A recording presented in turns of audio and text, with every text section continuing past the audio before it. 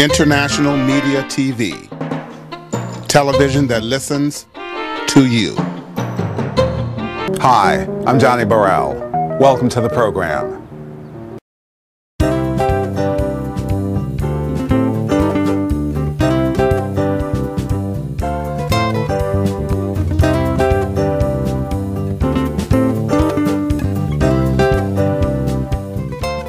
First and foremost, I want to thank my parents, my mom, my dad, for just hanging in there with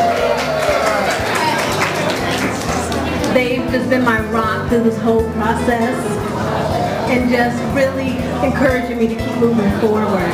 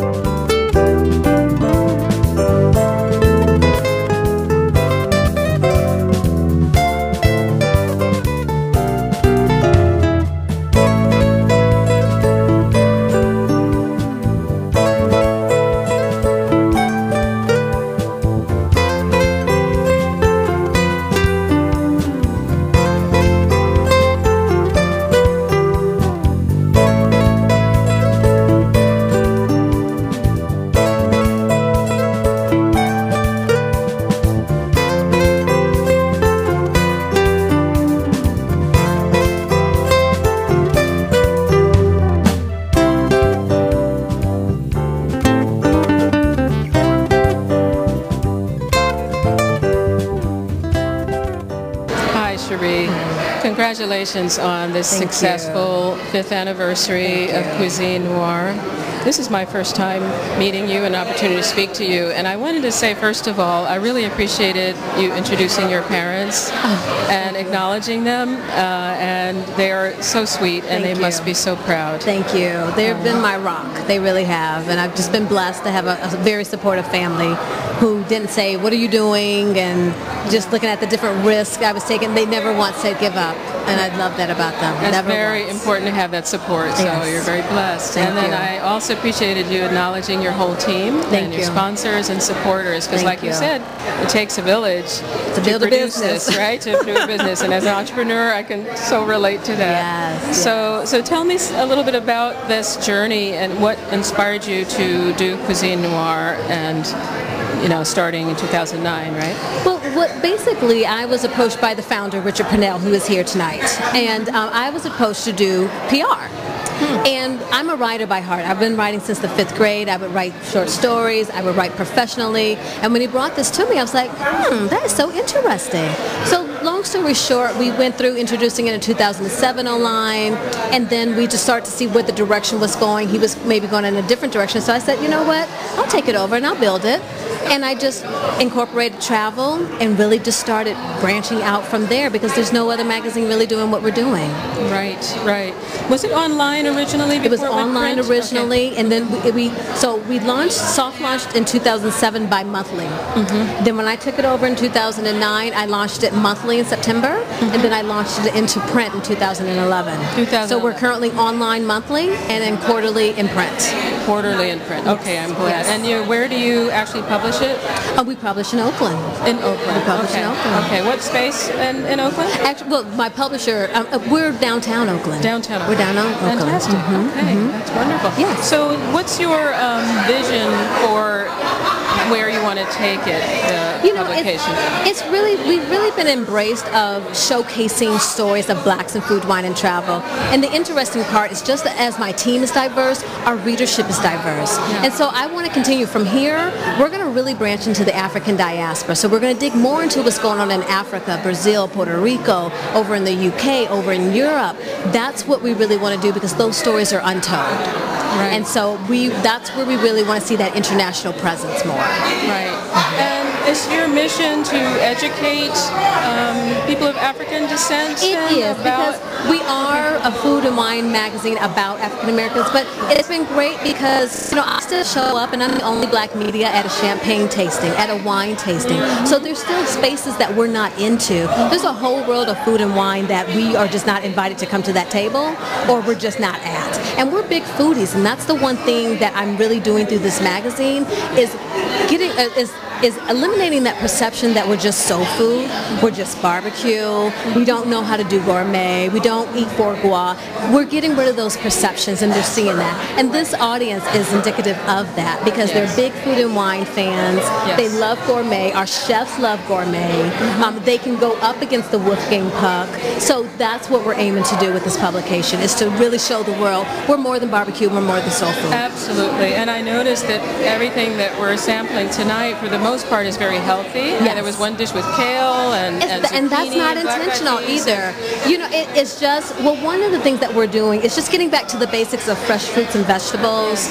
All of our meals are just incorporating seasonal produce. And so it's not like we're trying to be healthy, but that's just what we're doing. So a lot of the kale salad has been featured, the black eyed pea salad has been featured, the tomato salad has been featured, and then you've got, the chicken has heavy whipping cream, so that's not healthy. But for the most part, it's not intentional. It's just good food. That's what we're aiming for, good food. Yeah, that's very important.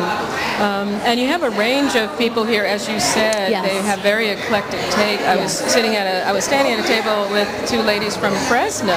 They were we were talking about the ingredients in smoothies and the type of yogurt that we use, and the Greek yogurt versus other kinds of yogurt. And they were very, very, I was kind of amazed myself because they said they were from Fresno, right? And it shows my bias. But anyway, it's showing that there is a level of understanding and awareness about food and what we put in our bodies. So, and I'm so excited, and you say that coming from Fresno, that's a blessing. I have some people here from LA, DC, that are just, this is a historical moment, since we're the only publication doing this, and to be around 5 years, not without challenges. I won't sit here and say it's been a smooth ride, but we see the need, we see the appreciation from our readers to say, you know what, thank you, I love that article, thank you for showcasing chefs of color, winemakers of color. There's a lot of winemakers in there that are gathering together. There's wine professionals in there that are networking together. So it's wonderful. It's wonderful. Do you see yourself, you said that you want to take it around the African diaspora, so do you see yourselves doing events like this in Paris or Salvador de Bahia or other places? I'm totally open. I'd be right there with you. I'm totally open. We are going to Cuba next year. We're doing a trip to Cuba through one of my writers. She has an organization called Go Eat Give. So we're going to go there July 18th through the 25th, and it's going to be mixed with food, culture, and volunteering. And so I'm excited. So that trip is already going to be launched to our readers that they can come with us, and we'll take a maximum of 20 readers with us. Oh, excellent. Yes. That's a great opportunity because for those of us like me, that's very high on my bucket list, is to go to Cuba. Yes. Well, before it changes, because, when it finally does open up, it'll be a changed place. Exactly. Want to go now? Exactly. So we're very excited about that. Very excited. But, I'm open. In terms of my journey, going back to your question, I always said when I started this and when I took it over as a publisher, did I think I'd be here doing this today? I just love telling people stories. Yeah. And it's just opened a world. I mean, I've met so many amazing people, and their stories inspire me. And that's what's amazing about it. So it's just been an awesome journey. Journey. And the food, the cuisine is the window into people's culture, right? It's sort of the language and the food. It's the tie that binds. Right, exactly. The tie that binds. Well, thank you for putting together such an amazing event this evening, and it's really an honor to meet you. So thrilled Thank that you. I got the email from Johnnie. I said, yes, most definitely. Love to have your team here. Considered me to be on your team as well. Thank you. Thank you so much. Thank you.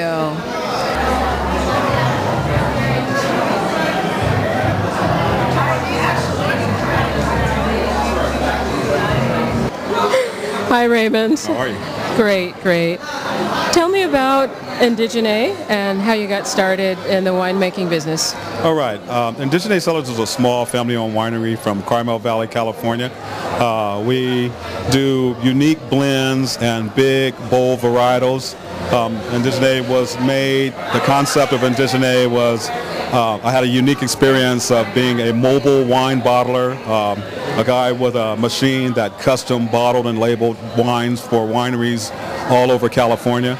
I got a chance to taste wines from as far north as Mendocino and as far south as Ventura. And I got a concept of what I thought wines grew and what I thought wines fit what terroir best. Thus the name indigene is the French verb for native, meaning the search of native, or my search of native wines. Now, does wine making come from your family? How did you get exposed to it? Nope, it was just something that I accidentally fell upon. I was mechanically inclined, and the business was easy for me to start because it was more machines at one time. I just always made wine to be able to provide a better service for the winemaker. To be able to have these guys comfortable with me being able to, and confident with me being able to bottle and label their wines. So. How did you get into, what were you doing before, I wonder? I worked in the shipyards out here in San Francisco. And so I was always mechanically inclined, and I was a journalism major.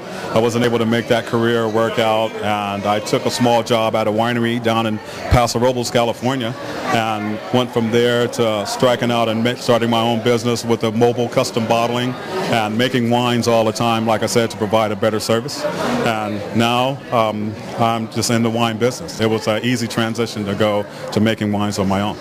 Now, I understand it takes a while from when you plant to when you harvest the first crop. So how long did it take you from when you started to when you had your first batch of wine? All depends on what varietal, actually. Some varietals acclimate easier, and they have those type of varietal characters that you can make taste like a wine. So Syrah, for instance, that I make would be ready in 4 years.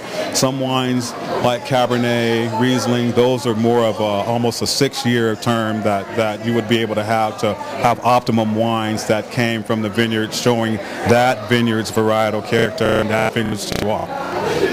What are the varietals that you produce? I produce Cabernet, a Cabernet blend, Pinot Noir, Syrah, and Riesling.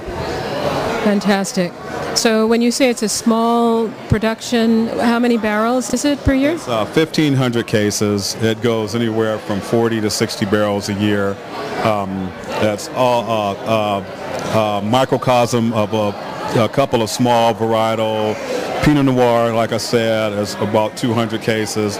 Syrah, 80 to 100 cases, things of that nature. So it's 5 or 6 small varietals that add up to 1,500 cases. And are you part of the African American Vintners Association? Not at this time. At this time, I don't make it up this way often. Most of the African American vintners are up in the Napa Valley area, and I am down in the Paso Robles and Carmel Valley area. Are you the only African American vintner down there, do you think? At this time, yeah. Yeah, I'm inviting any comers, all comers. Okay, so anyone who's interested in the wine business, this is your mentor. Okay. I'm looking for you. I'm waiting for you. So now, I haven't tried your wine yet, and I happen to be a huge Pinot Noir lover. Okay. That's all I ever drink, pretty much. So I'm going to try it now for the first time. I'm going to go out on a limb here, okay, and give you my quick reaction, okay? All right. A very good nose. So that's a full-body 2010 Etna Valley Pinot Noir source program that I've did for the last couple of years. 2010 was an excellent year for Pinot Noir. If you look around California and most of the United States, it was a year where the dry conditions made big clusters of very small berries. Thus, you have this dark color of Pinot Noir, where Pinot Noir is usually lighter. It's more of a robust style and a massive varietal character of Pinot Noir. So this is the optimum Pinot Noir for Pinot Noir lovers, guys who like that Pinot Noir style of wine. So. And just out of curiosity, what does a bottle retail for you typically? This particular bottle is $31 a bottle retail. And you can find this online or a couple of small wine shops down in Southern California. And is it available in any restaurants in San Francisco? Not in the San Francisco area. Not yet. We got to get you in 1300 or someplace, okay? I'll find somewhere. All right, now I'm going to try it, all right? Cheers. Cheers. Thank you.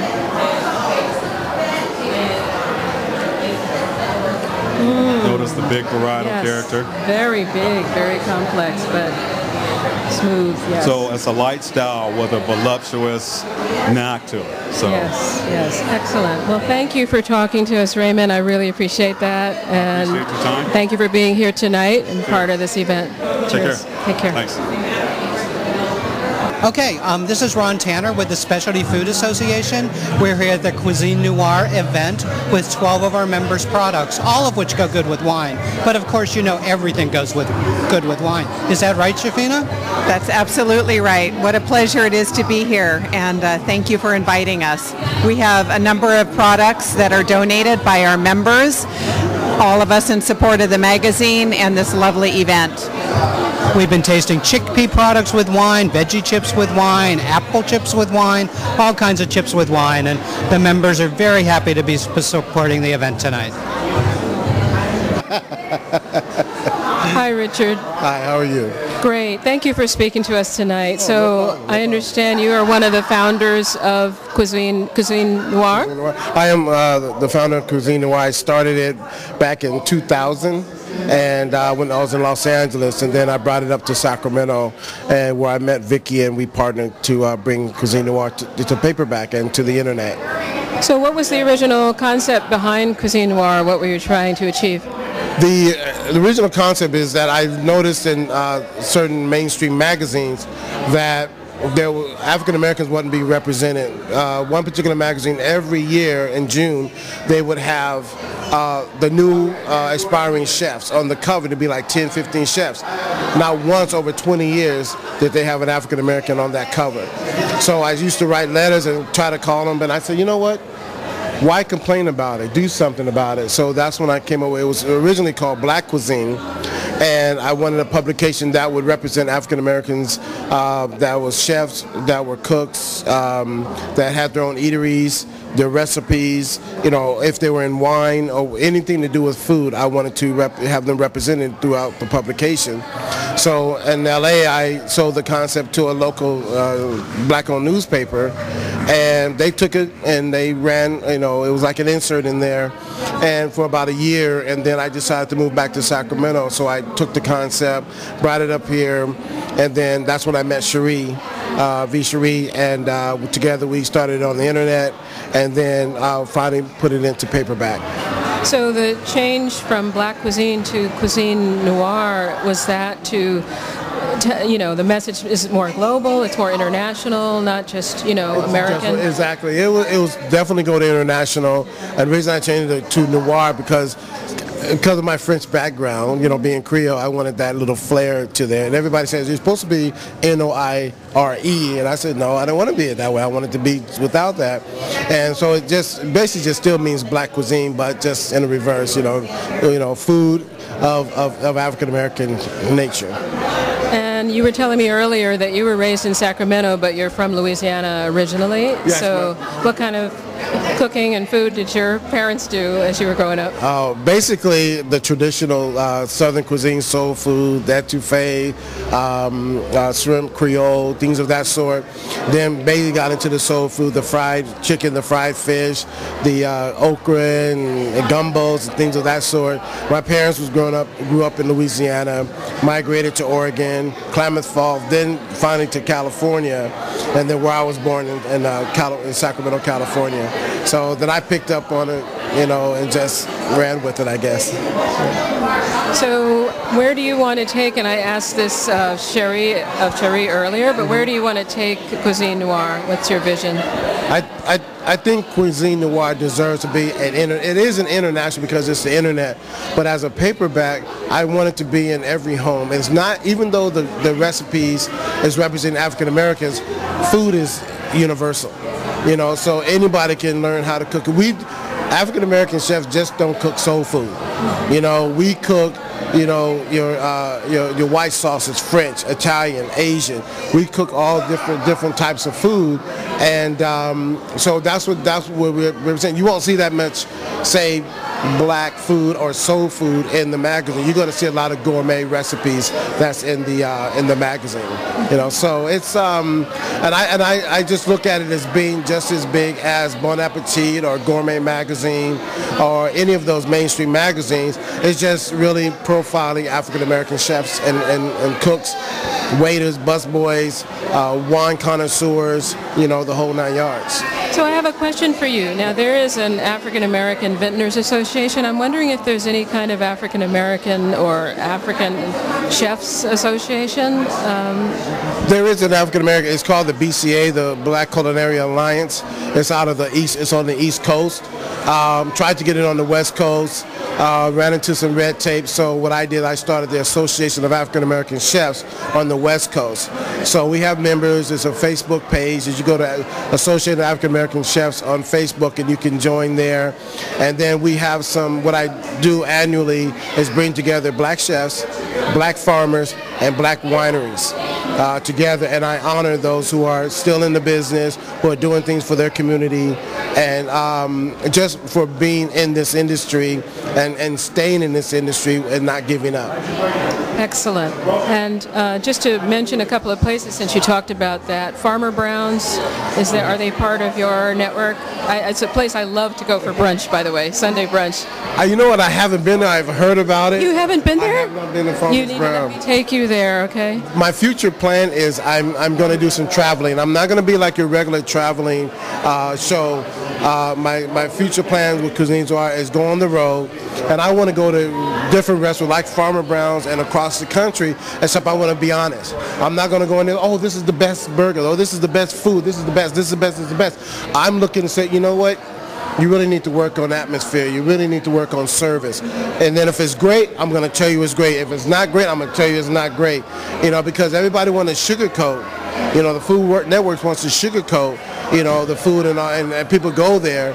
But I want to give people the real experience, from a diner and from a professional chef perspective. Excellent. I love that. You have high standards. Yes, especially around food and the whole food experience and service. Definitely. Good for you. Well, it's a pleasure to talk to you, and I appreciate you taking a few minutes out of tonight because I know it's really busy, and congratulations on the legacy that you've created and in this organization. Cherie's been doing a great job with the magazine, and I'm really proud of her. Tonight's event was great. The great looking beautiful people here tonight, the mixed cultures here tonight, the wine, the chocolates, the food from Chef Burrell and his assistant Stephen. It just was great, and then the camaraderie in the kitchen. If you saw our kitchen that we had to work out today, you would have said we did great. But it was great. This was a very, very great and successful 5th anniversary. Well, it's obviously a labor of love, and it shows in all the details. Definitely. So thank you very much, Thank Richard. you very much. Okay.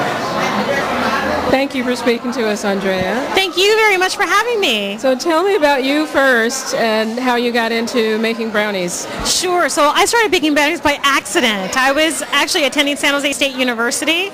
I had baked brownies for someone as a thank you gift, and I didn't know at the time, but I transposed the brownie recipe, and I was later diagnosed with dyslexia. So I doubled the chocolate by accident. Oh, was that a happy result? Or? It was. It's a great result because my brownies are more chocolate than sugar.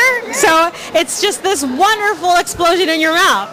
Plus a lot of endorphins, I guess, huh? Yes, of course. It's chocolate. Who doesn't love chocolate? That's what I'm saying. Yes. So then that's great. And then when did you start your business? In 1996. So I was the first company. If you go online and you typed in brownies, I was the only company. And people were just amazed they could place an order and that product would show up on their doorstep. Wow. Yes. So you're really a trailblazer. 1996? Yeah, literally that was when the internet age just started. Yes. So I don't have a brick and mortar store. Oh, you don't? No. It's all online. Okay, so you really caught the wave. So You're quite the visionary. So how did you get started then, or what kind of resources did you use to get started as a businesswoman? So I had no resources. For starters, no resources. But I always thought if I'm going to have an online business, I should probably rent a licensed facility and, maybe bake by the hour, figure out some model where I don't have all the infrastructure. And I started with that model. I've been doing that for 18 years now. Wow, that's amazing. So now I notice that you have a book. Yes. And tell me the title and what it covers. My book is called Brownie Points, and my book talks about my challenges with dyslexia. But the main purpose of the book was never to let any challenge stop you from making your dreams a reality. I had failed the same math class in college 5 times. So I wasn't even going to graduate from college, although I spent 5 years trying to get a bachelor's degree. But I believe that, detriments are true blessings in disguise. So dyslexia was truly a blessing. So it was a happy thing to discover, not only for the results in terms of the brownies, but in terms of yourself and not placing limits on you, Exactly, because I really just wanted a degree. I really just wanted to finish college. I mean, who wants to go 5 years and not obtain something for it? I'm never one to plant plants and then not see the tomatoes at the end of a season, right? So, I really wanted my degree, and so I worked hard at getting it. So you're based out of where? So our offices are in San Jose, but we use a licensed facility kitchen. So you just order online and we'll ship or deliver. Excellent. And what's your full product line? Our full product line includes heart-shaped brownies, obviously in the packaging, heart-shaped brownie cakes, hot cocoa, caramel, protein bites, which is, obviously for those folks that work out a lot, which I do. Sometimes you just want a brownie, but you can't have all the other stuff. So protein bites, and we're just expanding the product line even further with over 20 different flavors. Excellent. So I see you brought a couple of samples for me. I brought you coconut. Let me have a look at it. And I brought you. And when we finish off camera, I will indulge. Sure. Ooh, beautiful. So, can you see this? I had a love affair with coconut because my grandmother used to make those coconut cakes back in the day. Yes, and I love those old kind of, recipes or whatever you would get after church, like that lemon cake and then the coconut thing, Right. So I'm like, I need to have like a grandma favorite here. So I came up with coconut caramel. Oh, it's beautiful, beautiful. And, I can see why it's called Love Brownies, and it's totally intoxicating and captivating, as are you. Oh, thank you very much. Thank you so much for talking to us tonight. I'm with Tanisha Kim of Heritage Link. Thank you for joining us. Thanks, Linda. It's nice being here. So tell us about Heritage Link and where you're based and what you do. Okay, so Heritage Link is a wine importers in the United States. We import wines from South Africa specifically, and our company is based in Los Angeles, but our wines are distributed all over the United States.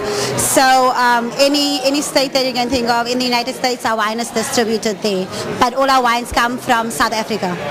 Excellent. And I understand that you're from Cape Town yourself? Yes, I am. I was born and raised in Cape Town, South Africa, and I've been living in the United States for the past 2 years. So yes, I am a Cape Town girl. So for those of us who aren't familiar with South African wines because they have only been imported in the U.S. for a few years, tell us about the South African wine industry a little bit. Okay, so the South African wine industry is huge in the entire world. Like South Africa has got one of the biggest wine industries in the whole world. We are the eighth biggest wine producer. And our wine country is so diverse, so huge, and that's actually what I want to talk to back to how our company was started and why we got our wines from South Africa. Okay, so Heritage Link Brands was started in 2005 by our co-founder and CEO Selena Kaff. She went on a business trip in 2005. She wasn't in the wine industry at all. She went on a business trip and she went to the Soweto Wine Festival. At the Soweto Wine Festival, she tasted the Seven Sisters wines, which is this brand, and Vivian of the Seven Sisters. She asked Vivian, where can I get your wines? Because your wines taste so great. And Vivian was like, we are already struggling to make headway in South Africa, let alone like the United States. And she's like, no, I have to give your wine like an international platform. And that's how Heritage Link brand started. So the South African wine industry is a $3 billion wine industry. And of that $3 billion wine industry, only 2% is black owned. And that's where the whole Heritage Link brands started, because of Selena being like, no, we need to make a change. Something needs to happen. Your wines is too good for you only to have like 2% of this whole $3 billion market. So that is how our company started. And Seven Sisters was the first brand that we started importing when our company was started. And so are you importing to the U.S. only, or are you also importing to Europe or other parts of the world? At the moment, Heritage Link Brands only imports to the United States. Do you have plans to expand beyond that, or is the U.S. market big enough for you to with your wines? You never know what the future holds. At this moment, I can't say if we are going to go into other continents or other countries. At the moment, we are just in the United States.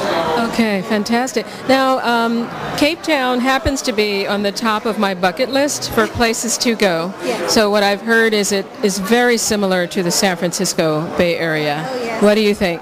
I think so too. I think that's why I'm not as homesick, because San Francisco is very diverse, same like Cape Town. It has the beaches, it has the mountains.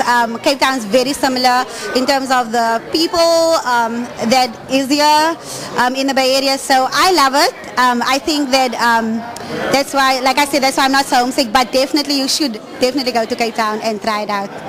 And is there anything significant about the wines that you're importing as it relates to food and the interaction with food, like what we're experiencing tonight? Okay, so our wines pair very well with various foods, obviously. Our wines have unique tastes because of, obviously, the South African climate, and our soils are very different. Where the wine farms are located, the Atlantic and Indian Oceans meet. So that sea breeze comes through onto the vineyards. So our soils are very different, but our wines pair very well with the foods. And if anybody that has ever been to Cape Town specifically, or South Africa, knows that we have amazing food. So our wines need to pair with the foods really well. Yeah, it's a good place for foodies, I hear. Yes, so I think with that, you brought a couple of things or something for me to sample? Oh, yes. I brought what I have. So we have two brands that we import. We have the Seven Sisters, which I showed before, which was one of the first brand that we imported. And then we also have the House of Mandela. And this is a cab that I have for you to taste. So this is the House of Mandela cab. Thank you. And just if I can just explain to you the two brands, and because our wines have stories, there's always stories behind our wines. If you do go onto our website, heritagelinkbrands.com, you will read all about our producers and their stories. And we work with the Mandela family. It's Nelson Mandela's daughter and granddaughter, who is part of the wine business. So they work with various wine farms to produce the wines for them. These wines are all fair trade accredited, which means that all the farms are fair trade farms, and a lot of the profits goes back to the farm workers and their families, and they make sure that there's good work practices, what fair trade stands for. And then the Seven Sisters is also sustainable wine, so they work with sustainable project. And the Seven Sisters is actually 7 biological sisters from a small fishing village on the west coast of the Western Cape, and they came together post-apartheid to form the Seven Sisters brand. 7 wines named after each sister, and the wine is produced according to her personality. So it's really unique. So this is a first for me. Now, I've seen art as storytelling and music as storytelling and poetry, but wine telling a story. I love it. I really do. Yes, definitely. There's so many stories behind the wine. So I'm going to try this now, and I'll give you my instant reaction.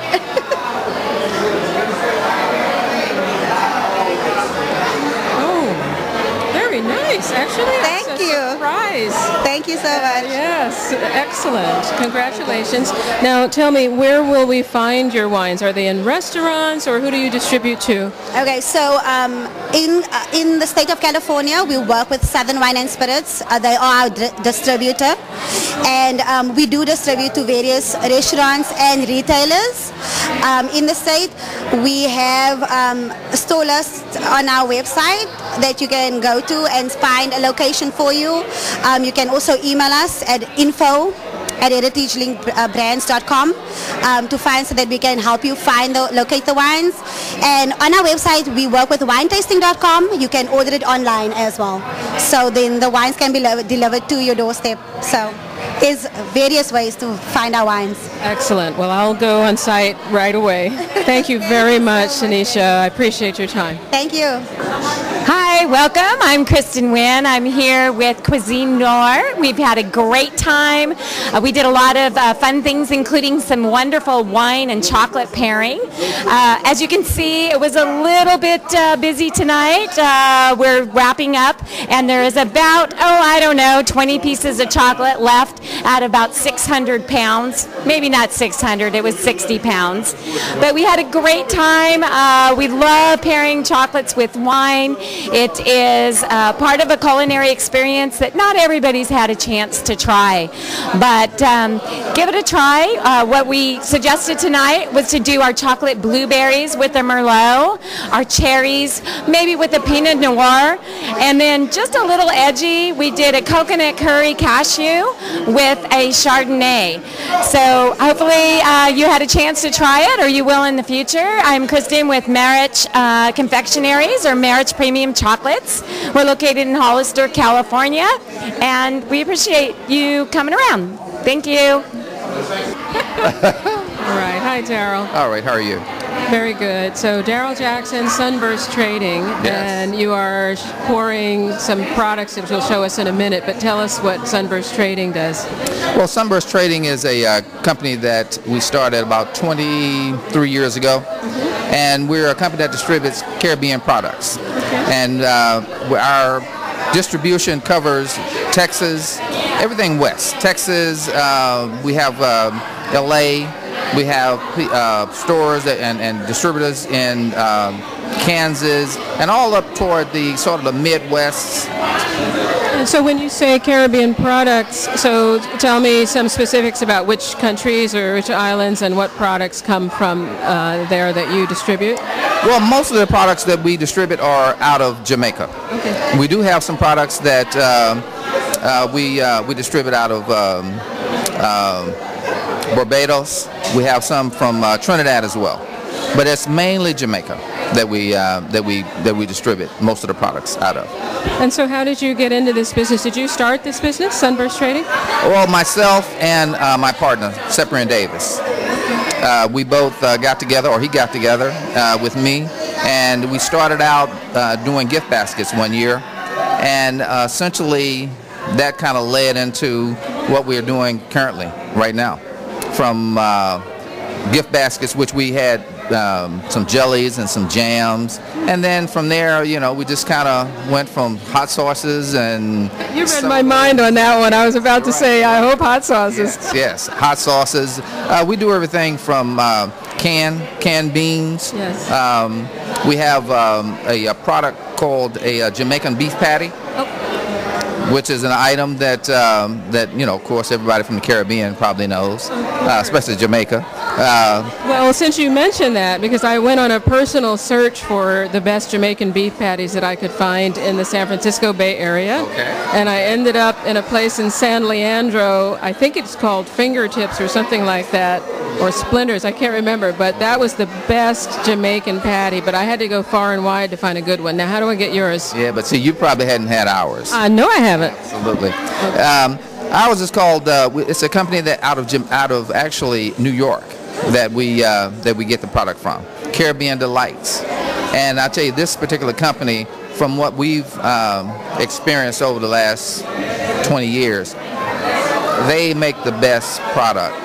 I mean, there are some other people out there, but this particular product is one that's been well received from basically most of the Caribbean community in the area, at least where we are, and that's Texas, and then and other parts of the country. Okay, and where can we find it? Is it in supermarkets or? Well, currently, unfortunately, out in this area in Northern California, we don't have a spot yet here that we're distributing out of, but we do have an office in Los Angeles, and we are distributing products there to some of the Caribbean shops in LA. We are looking at doing some things with some grocery stores in LA that we currently are in. Like there's a couple of stores. One is Superior, and then Albertsons.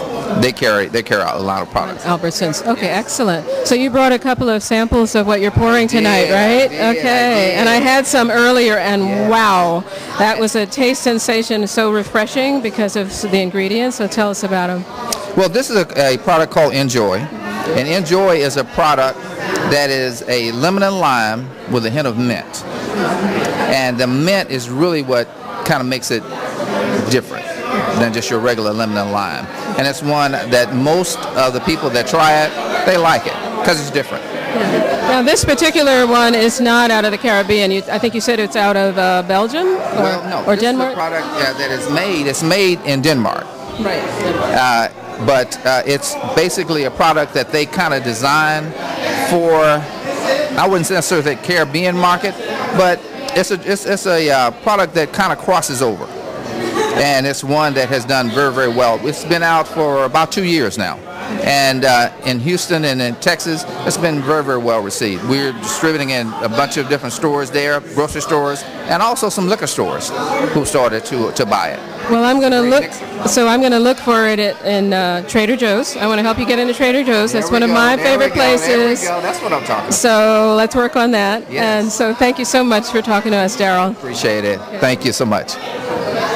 Eddie Hazard here at the 5th Annual Cuisine Noir, or as we say, the Cruising Never, here in San Francisco, California on 655 Market Street at the Cartoon Museum. Ladies and gentlemen, if you weren't here, you missed out on good wine. You had lamb. We had no burgers, but we had cheese, chocolate like there's no tomorrow, and all the hookups that you could meet. Single women, married men, you make the decision on what you're going to do. But anyway, I had a good time. I drank like I'm going crazy. I'm sweating like they said you're guilty. And I need a beret, ladies and gentlemen. Well, that's all I got to say right now. And everybody's taking pictures behind me. You missed out on a good time. A lot of good wine, a lot of good people, cake, brownies, snails. I don't know what I've left out, but if you could imagine it, it was here. Eddie Hazard signing out, ladies and gentlemen. Take care. Good luck until I see you again.